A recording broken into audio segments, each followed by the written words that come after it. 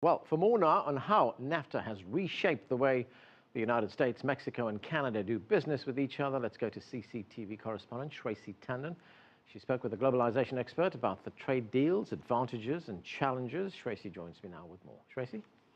That's right, Anand. As the U.S. government tries to push through a new trade agreement, TPP, or Trans-Pacific Partnership, many are now looking to the lessons learned from NAFTA.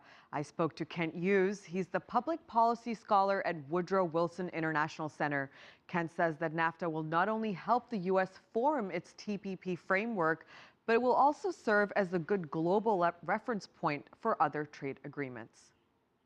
I think it's the ever-growing closer relationship with Mexico, beyond any economics or even the stimulus to innovation. Mexico is part of America's future in a way that few countries are. Big border, common cultures, and so forth. A lot of critics of NAFTA say that it's had dire consequences on the economy. We've seen a loss in wages as well as a loss in jobs. Do you think that the impact is as dire as people make it out to be? I wouldn't say they're really dire, but it's been part of a reality that for 30 years you see stagnant or in some cases declining wages for a large number of working Americans. You see factories closing, they've moved to Mexico or elsewhere. In many cases it's been to China, India, Bangladesh. So I think there certainly has been disruption, which you expect. It's a very good wind that blows no one ill. If you could implement any changes to NAFTA, what would some of the changes be? Well, one thing that we didn't take account of really was that parts of Mexico, like parts of the U.S. before World War II, are not as developed as the rest. I think Mexico's gains from NAFTA have been largely in Mexico City and to the north. So I would have liked to have seen us had more of an EU kind of arrangement where there was an effort to help develop parts of Mexico that really were not as developed as the rest. And in developing Mexico, how do you think that would have really benefited the trade agreement? Well, of course, the more developed you are, the better export market that you have. That you would have then a likelihood that Mexico, which is focused on innovation now, would be moving up the value chain, and we would have had sort of less, perhaps, direct competition for traditional industries here. NAFTA was the first and one of the largest free trade areas in the world. As the U.S. now negotiates other trade agreements such as TTP and TTIP, what lessons can they learn from NAFTA? Well, I think you need to have agreements that are open to change, so that you have had enormous change since, say, 1990, where really we were looking at adopting NAFTA.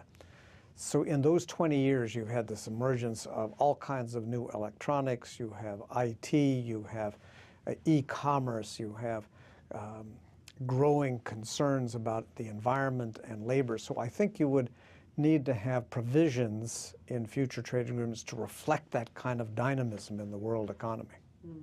How would you suggest that gets reflected, though? Well, I think what you probably want to have is some sort of arrangement, as you do with the Information Technology Agreement. We're now into the second iteration of that. It really took a separate agreement to do, but I think the understanding from the start was this is a world that's going to continue to change and evolve and innovate, and you want to be able to bring those new devices, new technologies, new e-commerce in some cases into an existing agreement. In terms of countries, what country do you think plays the most pivotal role when it comes to a free trade agreement with the United States? Well, I would pick out the country with whom we do not have a free trade agreement, which would be China. China is and will be a major force in the world economy. The TTIP, going to that for a minute, that is really looking in many cases at harmonizing regulations at a very high level standard. That would be something that was not the focus of NAFTA and earlier trade agreements. So I think the TTIP, or Transatlantic Trade and Investment Partnership negotiations, could really help set global standards that would serve industry and consumers well. How likely is it that we will see a free trade agreement with China? Would it be in your lifetime, perhaps? Oh, absolutely. I think, in fact, China, which initially thought that TPP was an attempt to constrain and contain China, really has shifted their public attitude, saying they're now taking a look at it. They're not ready to join now. It's almost surely premature. China has grown at such a pace. So I think I would not rule out, say, in a decade. I think, meanwhile, there are other negotiations going on with China with regard to the government procurement agreement, the bilateral investment treaty. So there are many ways of putting the building blocks in place that could lead to a much closer trade relationship with China.